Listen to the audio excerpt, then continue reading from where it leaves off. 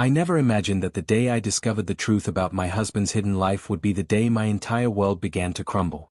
It started as a normal autumn morning in our quiet suburban neighborhood, a morning filled with the familiar sounds of our children's laughter and the comforting routine of everyday life. For 15 years I believed I was living a picture-perfect life, a loving marriage with David, 2 wonderful children who lit up my world, and a close-knit family that prided itself on unity.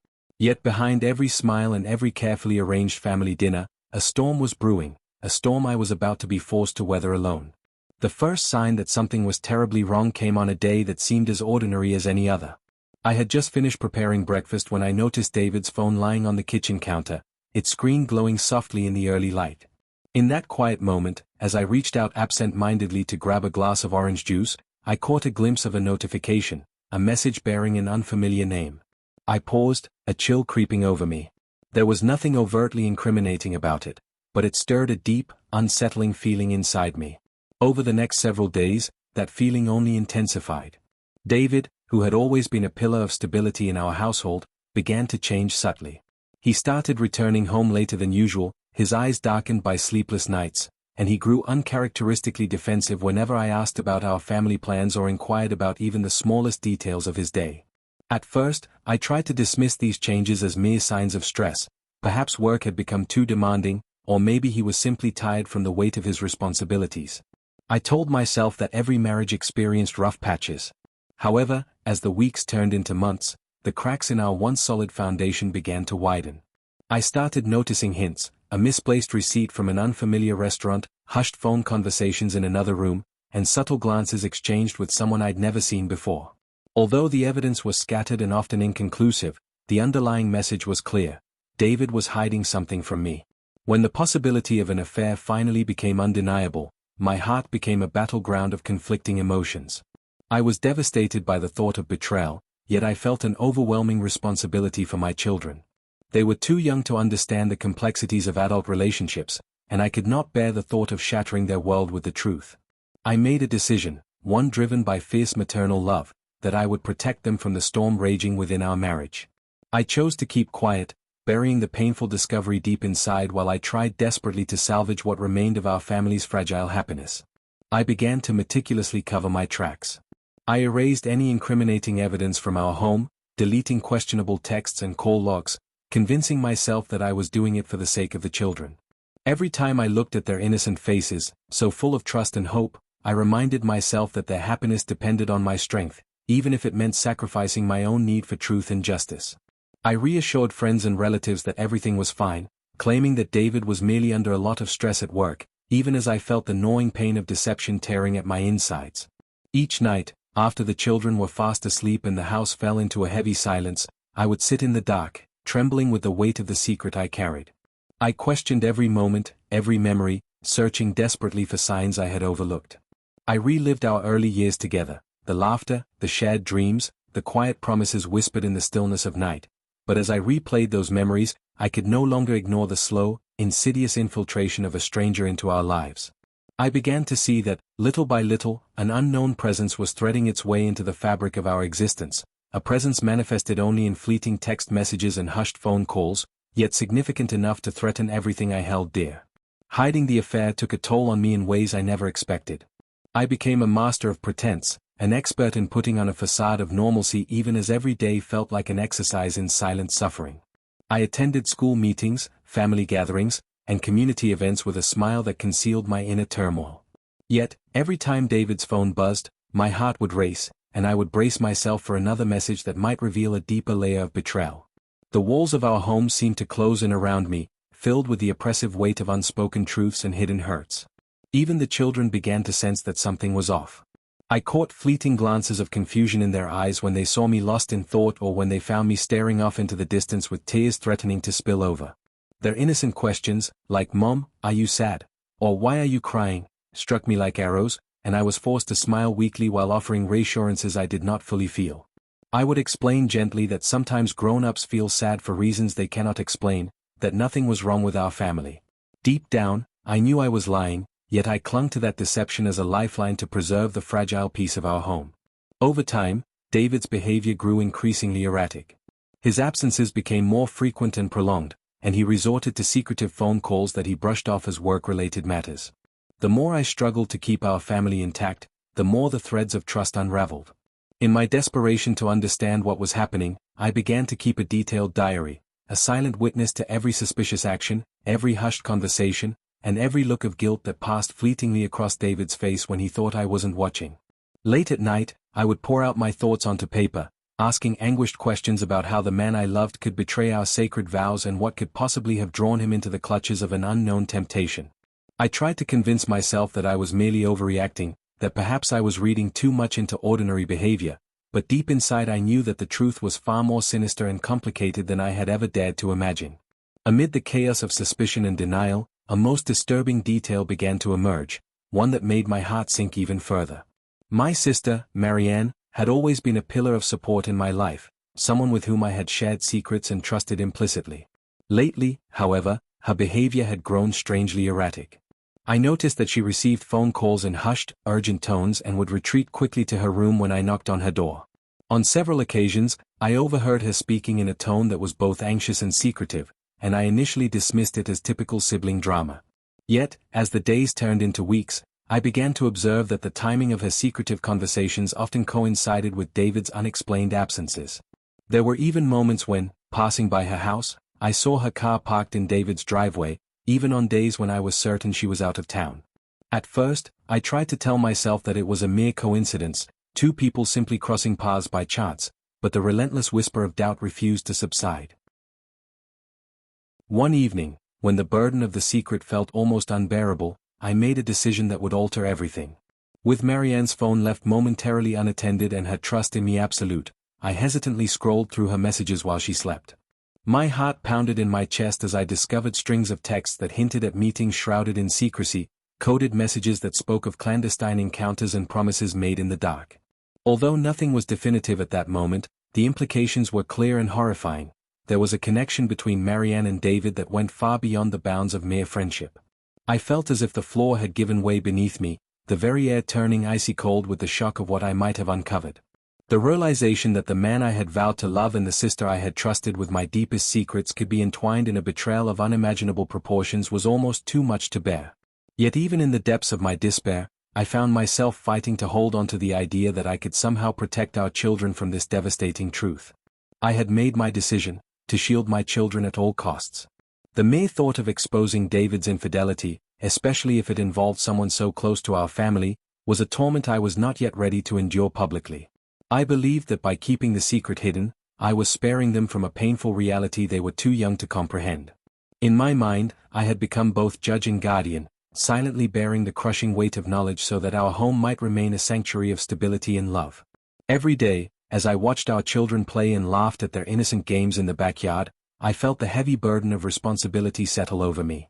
I clung to the hope that if I could maintain this charade just a little longer, time might heal the wounds before they became irreparable. I threw myself into the daily routines of our lives, cooking meals, driving the kids to school, attending their extracurricular activities, with a determination to preserve the semblance of normalcy that our family desperately needed. Yet beneath the surface, the betrayal festered like an open wound, each heartbeat a stark reminder of the life that was slowly disintegrating around me. There were countless nights when I lay awake, haunted by a cascade of dreams where our family life unraveled into chaos. In the darkness of those sleepless hours, I envisioned a future where the truth would burst forth like a violent storm, shattering everything in its path, shattered family portraits, hushed arguments that tore through the silence of our once happy home, and the anguished cries of children whose sense of security had been irreversibly broken. The thought was unbearable, yet I continued to hide the evidence of David's indiscretions, stashing away each incriminating text and each secret phone call as if by doing so I could somehow delay the inevitable day when the truth would no longer remain hidden. As the pressure of maintaining this delicate facade mounted, I became increasingly isolated in my own thoughts. Every interaction with David became a careful dance around unspeakable truths. Every shared smile was tinged with an unspoken acknowledgement of the chasm that had grown between us. Even the simplest moments, like a casual remark or a shared joke, seemed to carry double meanings, as if our souls were silently conversing about the unbridgeable gap that now divided our lives. I found myself obsessively recording every suspicious behavior, every hushed conversation, and every moment of guilt that flickered across David's face when he thought I wasn't watching. With trembling hands and a heavy heart, I filled pages of my diary with the details of our crumbling reality, each entry a testament to the mounting despair and a desperate attempt to understand the inexplicable betrayal that had invaded my life. Despite the overwhelming pain, I clung to a stubborn hope that there might still be a way to navigate this labyrinth of lies without utterly destroying our family. I told myself that perhaps I could find a path to redemption, a way to salvage what remained of our marriage even if it meant bearing this terrible secret alone for a while longer. I sought solace in quiet moments, reading self-help books and browsing online forums where others shared their stories of heartbreak and betrayal. I even attended counseling sessions in secret, desperate for a safe space where I could release the torrent of emotions that threatened to overwhelm me. Yet every time I emerged into the daylight, I was forced to don a mask of normalcy, pretending that everything was fine while the dark undercurrents of deceit churned just beneath the surface. The children, blissfully unaware of the storm raging around them, continued to bring light and laughter into our home. Their innocence, though a blessing, became a constant reminder of the cost of the sacrifices I was forced to make. Each time I watched them sleep peacefully, their tiny chests rising and falling in untroubled rhythm, I silently vowed that I would do everything in my power to shield them from the painful truths that had threatened to tear our family apart. Yet the longer the secret remained hidden, the heavier the burden on my soul grew, until it seemed as if every moment was a struggle between the need to protect and the desperate need to uncover the truth. Then, on one bitterly cold winter evening, after the children had been tucked into bed and David had finally retired to his study, I found myself alone with my thoughts at the dining table. With my diary open before me and my hands shaking from the emotional strain, I resolved to document every detail of the unraveling nightmare. As I wrote, each word felt like a small act of defiance against the forces that threatened to consume me, a desperate attempt to capture the dark reality that had invaded our lives. In the quiet solitude of that night, as I scrolled once again through the messages on Marianne's phone, I stumbled upon a series of texts that hinted at an intimacy far beyond anything I could have ever imagined. The messages, written in a language of coded words and secret symbols, spoke of clandestine meetings and whispered promises made in the dead of night. Although the texts were fragmented and ambiguous, the implication was unmistakable, a connection between Marianne and David that defied the boundaries of mere friendship. In that moment, I felt as if the very ground beneath me had crumbled, and the cold shock of betrayal rushed over me like a tidal wave.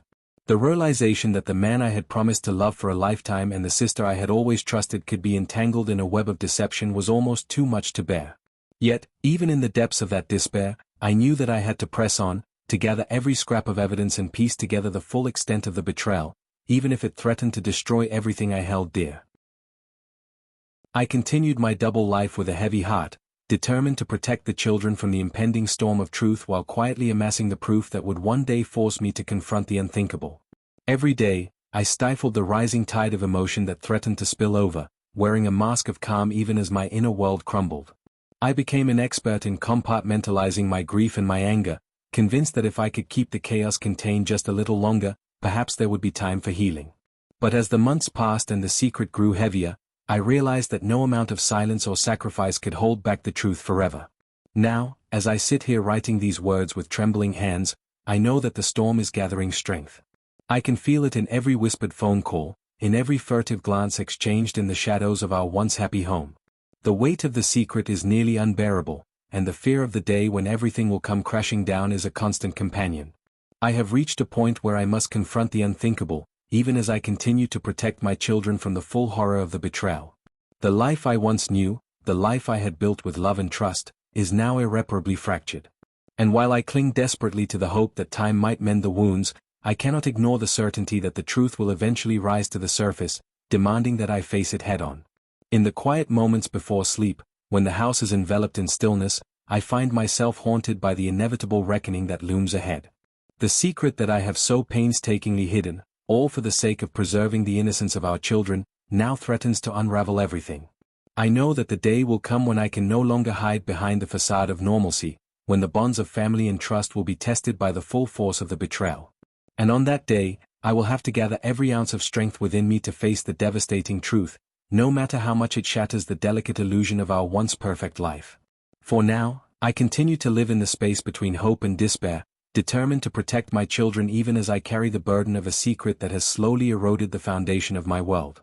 Every moment is a delicate balancing act between love and pain, sacrifice and the relentless need for truth. And though I do not yet know how the final chapter of this story will unfold, I am painfully aware that the choices I make in the days to come will shape the future of our family, and determine whether we can ever find a way to rebuild from the ruins of betrayal. I write these words as both a confession and a promise that I will not let the darkness consume me entirely, and that I will fight for a future where my children can grow up in a home filled with honesty and love. The path ahead is uncertain and fraught with heartache, but even as I stand on the precipice of a truth too painful to fully comprehend, I remain resolute in my determination to protect those I love. Every secret kept, every tear silently shed, and every moment of despair has led me to this juncture, where the unyielding truth waits to be revealed. And though I fear what that revelation may bring, I know that I must face it, no matter the cost. I carried the weight of that terrible secret every day, a burden that grew heavier with each passing moment. After that fateful night when I discovered the coded messages on Marianne's phone, the world I had so carefully constructed began to crumble. My heart pounded with a mixture of dread and desperate determination as I resolved to uncover the full extent of the betrayal, even if it meant shattering the fragile illusion of safety I had built for my children. Every whispered conversation, every furtive glance from David when he thought I wasn't watching, became evidence that I meticulously recorded in my secret diary. I found myself awake in the silent hours of the night, my mind racing through memories and suspicions, questioning every moment of intimacy we had once shared, every soft word of reassurance that now rang hollow. I tried to convince myself that I was merely overreacting, that perhaps I was reading too much into coincidences. But the truth became inescapable. The man I loved was entangled in a web of deceit, and the betrayal reached far deeper than I had ever imagined. The texts on Marianne's phone were not isolated fragments of loneliness or misguided affection. They hinted at a connection that had grown into something forbidden, something that defied the sacred bonds of both marriage and sisterhood. With trembling hands, I reviewed every conversation again, piecing together the timeline and the subtle clues that had eluded me for so long. The realization that David had not only been unfaithful but had also involved Marianne in his clandestine liaisons was a blow I had never expected. The thought of my own sister, someone I had trusted with my most intimate secrets, colluding with the man I vowed to love and honor, left me feeling numb and violated. Days turned into a haze of despair and bitter resolve. I continued to live the double life I had forced myself into, performing the role of the caring, devoted mother while silently enduring the agony of betrayal. At school functions, during playdates and family dinners, I wore a mask of calm, laughing along with the children and nodding politely at acquaintances, even as inside I was crumbling. I took solace in the few private moments when the house was empty, retreating to the solitude of our bedroom where I could weep in silence, the evidence of the affair and the hidden messages echoing in my mind like a relentless drumbeat. I questioned everything I had once believed about love, commitment, and loyalty. The warmth of our past, the shared dreams, the whispered promises in the dark, had all been tainted by deceit. I began to wonder if I could ever reclaim the life I once knew, or if the betrayal was an irreversible fracture in the foundation of our family. My thoughts often wandered to the children, their innocent faces a constant reminder of what was at stake. I could not allow them to bear the brunt of a truth so excruciating, so corrosive, that it would shatter the remaining vestiges of their security. Yet, every day that I hid the evidence, every lie I told to preserve the semblance of normalcy, chipped away at the core of who I was. I felt as though I was living on borrowed time, my soul suspended in a limbo between the desperate need to protect my children and the overwhelming compulsion to confront the betrayal head-on. The strain of maintaining this illusion began to manifest in small, almost imperceptible cracks. I started experiencing bouts of anxiety that left me trembling without warning, my thoughts spiraling out of control as I reread the incriminating messages again and again. The silence of our once happy home was now punctuated by the constant hum of my inner turmoil. I took to walking alone at night, letting the cool darkness wash over me as I tried to sort through the tangled mess of emotions. In those solitary moments, the crisp night air seemed to strip away the layers of pretense, exposing the raw, unfiltered pain that I had so desperately tried to conceal. The loneliness was almost unbearable, a deep, aching solitude that came not from the absence of people but from the isolation of a secret too terrible to share. One evening, as the wind howled outside and the rain battered against the windows, I received a phone call that would mark the beginning of the end of this charade. It was Marianne. I hadn't expected her to call, not after the furtive behavior I had witnessed, but her voice carried an edge of urgency that I could not ignore. There was a hesitance in her tone, a subtle quiver that betrayed the calm facade she tried so hard to maintain. She said nothing of substance at first, only offering pleasantries and asking how I was holding up. I responded with the practiced lies of a woman determined to appear strong, concealing the tremor in my own voice.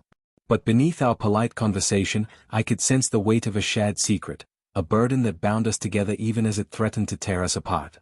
After the call, I found myself reeling, my mind awash with questions I dared not voice aloud. Had Marianne known all along? Was she complicit in the betrayal, or had she been as blindsided as I was by David's actions?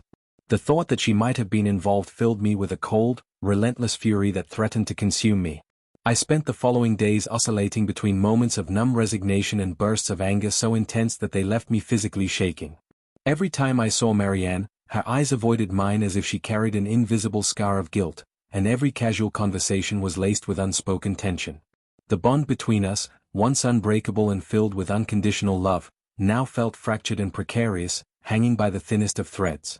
At the same time, David's behavior grew even more erratic. His once warm smile had faded into a mask of regret and evasiveness. He began to withdraw further into himself, retreating into long periods of silence punctuated by half-hearted explanations that did little to allay my fears. I confronted him in moments when I could not bear the silence any longer, my voice barely above a whisper as I asked questions that I knew would never have simple answers. His responses were a tangled mix of denial and half-truths, and though I longed to believe that he was as anguished by the situation as I was, I could see in his eyes the flicker of someone trying desperately to hide a terrible secret. I remember one particularly agonizing night when, after a long, tense dinner in which the atmosphere was thick with unspoken accusations, I found myself alone with David in our living room. The children had already been put to bed, and the silence between us was deafening. I mustered the courage to speak, my voice trembling with a blend of sorrow and fury, and demanded that he explain the discrepancies I had noticed, the inexplicable absences, the secretive phone calls. For a moment, the room was filled with a heavy stillness as he stared at me, his face contorting with a mixture of guilt and pain. Then, with a voice that was barely audible, he confessed that he had been living a double life, one that involved more than just a fleeting affair. He admitted that the relationship with Marianne had escalated into something he had never intended, something that defied the boundaries of morality and decency. His words, when they came, were laden with regret, but they also carried an undeniable weight of responsibility. I felt as though the ground had shifted beneath me, and the familiar world I had known was dissolving into chaos. The confession was not dramatic in the way one might expect from a moment of high emotion. There were no tears, no dramatic outbursts, only a quiet, almost resigned acknowledgement of a truth that had long been festering in the shadows of our lives. Yet, even in that subdued moment, I could sense the enormity of the betrayal, an act that had not only shattered the sanctity of my marriage but had also violated the very bonds of family. The revelation that Marianne, my own sister, was intimately involved with David and that their liaison had culminated in the creation of new life was a truth so devastating that I could scarcely comprehend it. It was as if the foundations of everything I had ever believed in were being torn asunder, leaving behind a landscape of sorrow and irrevocable loss. In the days that followed, the air in our home grew oppressively thick with tension. Every conversation was laced with veiled references and loaded silences. I felt as though I was navigating a minefield, each step fraught with the risk of setting off an explosion of hurt and anger. I found myself unable to look at Marianne without seeing the betrayal etched on her face, a betrayal that was as much a part of her as it was a part of David's. And yet, there were moments when I caught glimpses of the sister I once knew, a look of genuine remorse in her eyes, a fleeting touch of regret that hinted at the possibility that she, too, was trapped in a web of her own making. But those moments were as rare as they were fleeting, quickly swallowed by the overwhelming tide of deception and hurt. The days blurred together in a relentless stream of introspection and despair. I spent long hours poring over the evidence I had gathered, trying to understand how our lives had spiraled so far out of control. I sought refuge in the one place where I could be alone with my thoughts, a small corner of our backyard where the sound of rustling leaves and distant birdsong provided a brief respite from the suffocating reality inside our home. There, beneath the dim light of an overcast sky, I allowed myself to grieve not only for the loss of trust but for the shattering of a dream I had nurtured for so long. The dream of a family built on honesty, love, and unwavering support had been reduced to a cruel illusion, and with every passing day, I felt the hope that once sustained me slipping away like sand through my fingers. Yet, amid the darkness, I clung to the desperate belief that there might still be a way to salvage what remained. I began to seek counsel from a trusted friend, a kind soul who had always been there in my moments of need, offering gentle words of wisdom and solace. In quiet, tear-filled conversations, I recounted the events that had led me to this point, laying bare my heartache and confusion in the hope that someone might help me find a path forward. Her words, though soft and tentative, planted a seed of possibility in my mind. She urged me to consider that perhaps, in the midst of such overwhelming betrayal, there lay an opportunity for rebirth, a chance to rebuild my life from the ashes of deceit, even if it meant walking away from everything I had once held dear. I began to take tentative steps toward reclaiming a part of myself that had been buried under layers of despair. I attended counseling sessions regularly, allowing myself to be vulnerable in a safe space where my pain could be acknowledged without judgment. Slowly, I started to see that the process of healing might begin with the painful acceptance of the truth, no matter how bitter it was. I also attempted to rebuild connections with the children, finding small moments of joy in their laughter and the simplicity of their affection. Their resilience, in the face of an adult world filled with complexities they could never fully understand, became a beacon of hope for me. In their smiles, I found the strength to continue fighting for a future where they might know nothing but love and security. But the path to healing was not linear. Each day brought with it new reminders of the betrayal, the way David's eyes would linger on his phone with an expression I could no longer decipher, the silent tension that permeated family dinners, the haunted look in Marianne's eyes when she thought I wasn't watching. I felt trapped in a nightmare that I had no power to escape, a cycle of pain that repeated with every sunrise. The nights were the worst, as darkness magnified my fears and doubts. I would lie awake, haunted by dreams of shattered trust and a future irreparably broken. In those moments, I questioned everything, my decisions, my love for David, and even my own worth. The mirror became both a friend and a foe, reflecting back a tired, haunted woman whose eyes betrayed the depth of her sorrow. One particularly long and bitter night, as the rain tapped relentlessly against the window and the world outside seemed to weep along with me, I made a decision that would alter the course of everything. I resolved to confront both David and Marianne, not in a fit of rage, but with a calm determination to extract the full truth. I knew that hiding the evidence any longer would only serve to erode what little integrity remained in our lives. With a heavy heart, I gathered all the messages, the call logs, the fragmented pieces of our shattered reality, and arranged for a confrontation that I both dreaded and desperately needed. I called David to sit with me in the quiet of our living room one evening when the children were asleep and the house was cloaked in silence. The conversation that followed was not dramatic in the conventional sense. There were no raised voices or tearful accusations, only a quiet, methodical unraveling of years of deceit.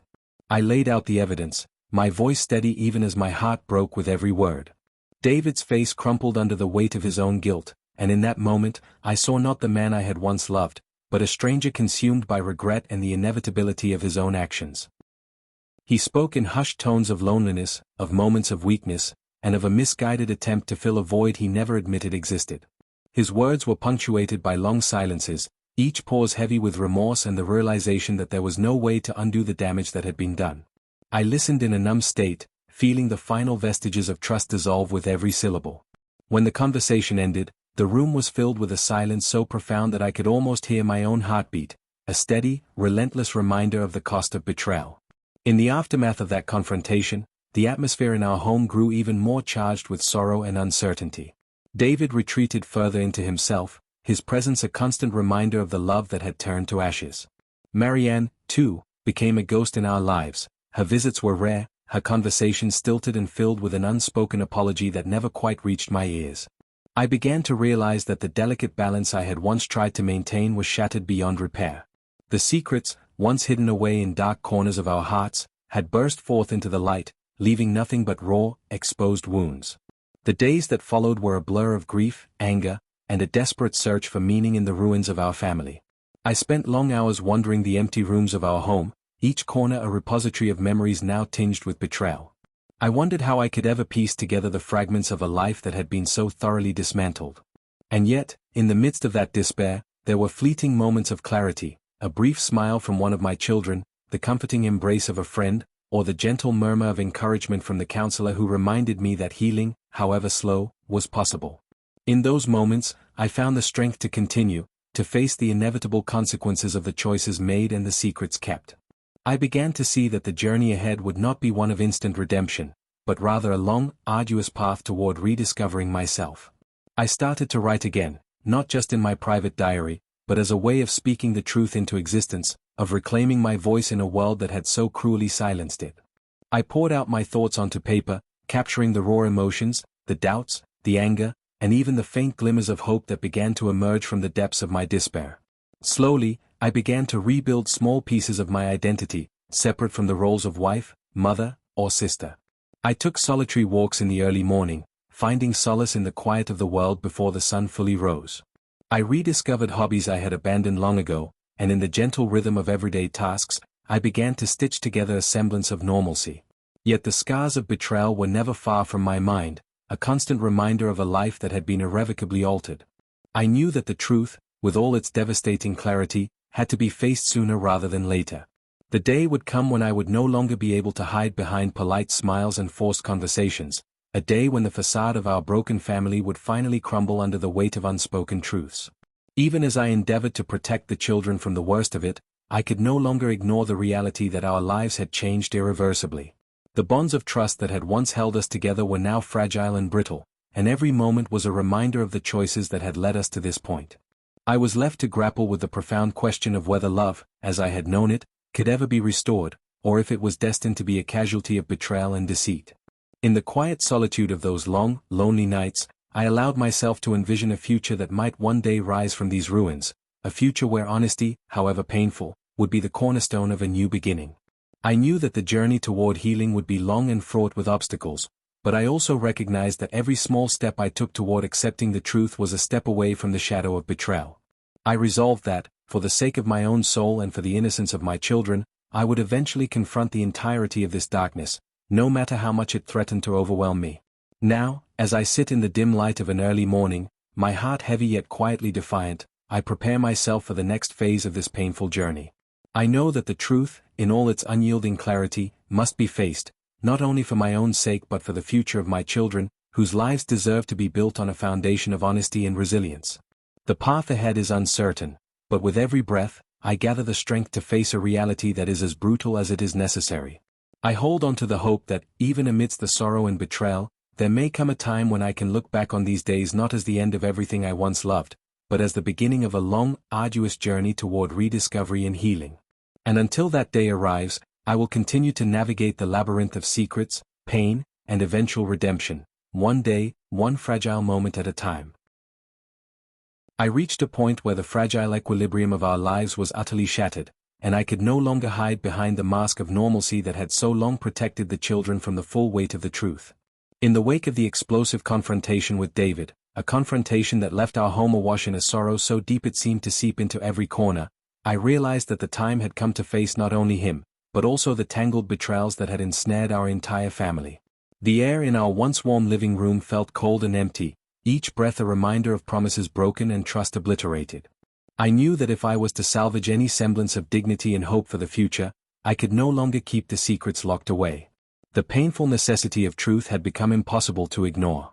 That fateful evening, after the confrontation with David, I sat alone in the dim light of our kitchen, the remnants of dinner long cold on the table. My mind replayed the confession over and over, the quiet, defeated tone in his voice as he admitted to the affair with Marianne, the family I had held closest to my heart. His words had been soft, almost sorrowful, but they carried a finality that resonated deep within me. In that moment, as the silence pressed in around me, I realized that our lives were now irrevocably split into two halves, one that belonged to the past and one that lay in an uncertain future. The next day, I knew I had to summon every ounce of strength to confront the reality that had been festering in our home for far too long. I began by calling Marianne, a voice I had once trusted implicitly, and asked if we could meet, alone and away from the prying eyes of family gatherings and the ever-watchful curiosity of our children. With a heavy heart, she agreed, and we arranged to meet at a quiet park near our home, a place that had once been our refuge in times of shared sisterly laughter. The sky was overcast when I arrived, the soft murmur of a nearby fountain providing a somber backdrop to the conversation that was to come.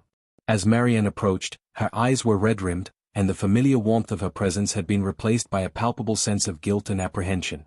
We sat on a weathered bench beneath a cluster of autumn-bare trees, the air heavy with unsaid words. I found myself unable to contain the torrent of emotions that had built up over months of silence. I spoke first, my voice trembling as I recounted the evidence I had found, the moments I had observed, and the unbearable certainty that had grown in my heart. I demanded to know how it had come to pass that the two people I loved most in the world, David and Marianne, had allowed themselves to be entangled in such a forbidden liaison. Marianne's eyes filled with tears as she tried to explain, her words a mixture of regret, confusion, and sorrow. She admitted that what began as an emotional connection had deepened over time, that in moments of weakness and loneliness, she had found in David a companion who seemed to understand her in ways that no one else did.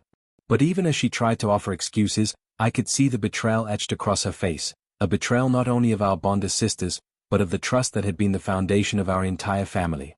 The conversation dragged on for what felt like an eternity, every minute punctuated by long pauses and choked-back sobs. I listened, my heart aching with each confession and each tear, until finally the full magnitude of the situation settled over me like a shroud. Marianne spoke of the overwhelming loneliness she had felt, the pressure to conform to expectations, and the vulnerability that led her to seek solace in a place she never imagined could cause such destruction. Yet, in her words I heard no justification, only the raw truth of a broken spirit and the irreparable damage wrought by betrayal. I could no longer reconcile the sister I had known, the one with whom I had shared childhood secrets and dreams, with the stranger who had allowed herself to become so deeply involved in this act of treachery. After that painful meeting in the park, I returned home with a numb determination. The children, blissfully unaware of the adult storms raging around them, continued to fill our days with innocent laughter and light. I looked at their smiling faces and vowed that I would do everything in my power to shield them from the corrosive effects of this betrayal, even as I faced my own heartbreak. I explained to them, in gentle and vague terms, that sometimes grown-ups make mistakes and that it was my job to ensure they remained safe and loved, no matter what. Even as I reassured them, every time I held them close I could feel the invisible fissures widening beneath the surface of our once harmonious home. In the days that followed, the atmosphere in our house was charged with a heavy, unspoken tension. David, now a shell of the man I once loved, moved through the house in a haze of regret and self-reproach. His silence was more telling than any words he could have offered, and I often caught him staring at old photographs of happier times, images that now seemed like relics of a life that could never be reclaimed. I found myself walking through the empty hallways late at night, the weight of every hidden truth pressing down on me as I tried to make sense of a future that was as uncertain as it was painful. One morning, after a night of restless sleep filled with vivid dreams of a crumbling family portrait, I made a decision that would forever alter the course of our lives. I realized that to truly begin the process of healing, I had to bring everything into the open, to confront not only David and Marianne, but also the rest of our family, and to let the truth, however bitter, be known. It was a decision born not out of vengeance but out of the desperate need for transparency, for the chance to rebuild our lives on a foundation of honesty rather than deception. I arranged a family meeting, inviting everyone who had been part of our shared history, from grandparents to cousins. I stood before them in our modest living room, my hands trembling as I clutched a stack of papers containing the evidence I had so painstakingly gathered over months of sorrow and quiet desperation. In a voice that wavered between resolute determination and raw vulnerability, I recounted the events that had led to this moment, the small signs that had compounded into undeniable proof, the painful confrontation with David, and the heartbreaking confession from Marianne. I spoke not as an accuser, but as a mother and a sister, imploring each person in the room to understand the gravity of the betrayal and the deep-seated need for change. The room fell silent as the reality of my words sank in. I could see shock, sorrow, and even anger in the eyes of my family members. Some wept openly, while others sat in stunned silence, their expressions a mixture of disbelief and resignation. That meeting was a turning point, a painful, irreversible moment of collective catharsis. It was the first time in so long that we had all been forced to confront the shattered pieces of our lives, to see the scars left by deception laid bare for everyone to witness. In the aftermath, the dynamics of our family changed dramatically. Conversations that had once been light and filled with laughter now carried a weight of sorrow and cautious hope. While the path to forgiveness was uncertain and fraught with obstacles, there was also the glimmer of possibility that perhaps, someday, we could rebuild our bonds on the hard-won truth. In the weeks that followed, I focused on healing the rifts that had torn our family apart. I continued my therapy sessions, finding that the safe space they provided allowed me to slowly let go of the crushing guilt and self-blame that had haunted me since the discovery of the affair. I sought solace in quiet moments of reflection, a solitary walk at dawn, a whispered prayer in the stillness of the night, or even a quiet conversation with one of the children who, in their own innocent way, reminded me that love could still flourish amidst the ruins. I began to understand that healing was not about forgetting the betrayal, but about accepting the pain as part of a larger journey toward becoming whole again. David, too, embarked on his own journey of reckoning. His initial silence gave way to small acts of contrition, a sincere attempt to make amends by spending more time with the children, by helping around the house without prompting, by gradually opening up about the emptiness he had felt in the moments that had driven him to seek solace in forbidden arms. His apologies were not immediate cures, nor were they a panacea for the deep wounds that had been inflicted. Yet, in the subtle shifts of his behavior, I began to see the faintest glimmer of remorse and the possibility of a man who was willing to face the consequences of his actions. Marianne's path was no less fraught with pain and regret. There were days when she avoided me entirely, the weight of her guilt too immense to bear the simple act of being near the sister who had once been her closest confidant. At other times, she reached out tentatively, offering quiet apologies and tearful embraces that spoke of a remorse too deep for words. Slowly, and with great effort on both our parts, we began to navigate the treacherous terrain of forgiveness. I learned that forgiveness did not mean forgetting or excusing what had happened, but rather a commitment to moving forward despite the scars. It was a process, a painstaking and uneven journey where every small step toward reconciliation was both an act of bravery and a profound acknowledgement of the shattered past. As the months turned into a season of painful recovery, the children, whose innocence had once been the shield I so desperately clung to, began to sense that something had shifted in our home. The atmosphere, though still tinged with sadness, carried a tentative air of renewal. Their laughter, though sometimes interrupted by moments of quiet reflection, began to return in spurts, and the ordinary routines of life slowly resumed a semblance of normalcy. I dedicated myself to creating new memories with them. Simple activities like baking cookies on a rainy afternoon, picnicking in the park, or even just reading stories together at bedtime became acts of defiance against the darkness that had once threatened to consume us. In the midst of this slow, uncertain healing, I began to see that the betrayal, as devastating as it had been, was also a catalyst for profound personal growth. I found strength in the vulnerability I had once considered a weakness, learning that the willingness to confront one's deepest wounds could ultimately lead to a more authentic existence. I embraced the reality that the people we love are not infallible, that mistakes can be the seeds from which resilience grows. In that raw, painful acknowledgement, I discovered a new sense of self, one that was capable of loving deeply, of forgiving, and of forging ahead even when the path was shrouded in uncertainty. There were still nights when the memories would surge unbidden, flashbacks of whispered conversations in the dead of night, the hollow sound of David's voice as he confessed his sins, and the haunting image of Marianne's tear-streaked face as we sat together in that lonely park. In those moments, the ache of betrayal would return with a force that left me breathless. Yet I found that each time I faced that pain, I emerged a little stronger, a little more certain of my ability to shape my own destiny. I began to journal not just my sorrow, but also the moments of hope that pierced through the gloom, a kind word from a neighbor, a spontaneous burst of laughter from one of the children, the gentle reassurance of a friend who reminded me that I was not alone in this struggle. I started to invest more in myself, rediscovering long-forgotten passions and nurturing talents that had lain dormant amid the chaos.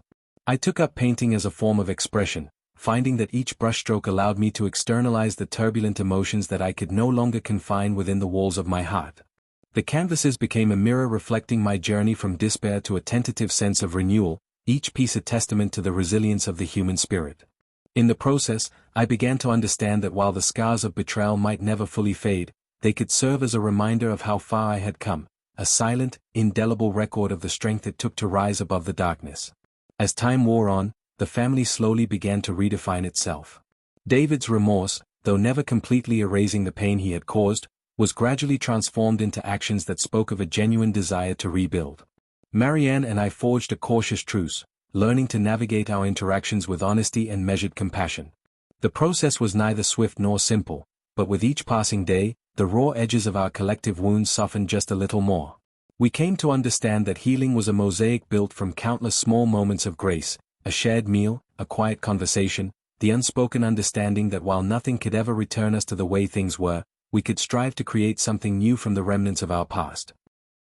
Now, as I sit in the soft glow of an early morning light filtering through our living room window, I reflect on the long, arduous journey that has brought me to this fragile, yet hopeful, present. The echoes of betrayal still linger in the corners of our home, a reminder of a time when secrets threatened to dismantle everything I held dear. Yet I have also learned that within the depths of despair lies the potential for renewal, that even in the aftermath of heartbreak, there is a way to reclaim one's power and rebuild a life rooted in truth and resilience. The path ahead remains uncertain and undoubtedly strewn with obstacles, but I now carry with me the hard-earned wisdom that comes only from surviving the most harrowing storms. I have learned that forgiveness is not an act of condoning the past, but a commitment to forging a future where each person is given the opportunity to grow and heal. I have learned that protecting those we love sometimes means facing the most painful truths, and that the courage to confront our own vulnerabilities is the only way to begin the process of rebuilding trust. Today, our home is not perfect. There are still moments of silence that speak of lingering grief and regret, and every once in a while, a familiar pang of betrayal will resurface like a distant echo. But in those moments, I remind myself of how far I have come, from the overwhelming despair of hidden lies to the determined, cautious hope of a future rebuilt on honesty. The children, who continue to light up our days with their innocent laughter, are a constant reminder that love, in its purest form, endures even when the world seems to be falling apart. I have made a promise to myself and to them, a promise to continue nurturing the bonds that remain and to work tirelessly toward a home where truth, however painful, is the foundation upon which we build our future. In that promise lies the final, unyielding truth, that even in the depths of betrayal, there is always the possibility of redemption, renewal, and the quiet rebirth of hope. As I close my eyes tonight, I do so with a heart that is still healing but no longer broken beyond repair. I know that the journey ahead will require strength, patience, and unwavering resolve, but I also know that I am not defined by the betrayals of the past. I am defined by the choices I make each day, to face the truth, to forgive where possible, and to protect the love that remains. And with that knowledge, I step forward into tomorrow, one day, one fragile moment at a time, determined to create a future where my children and I can finally breathe free in the light of a new dawn.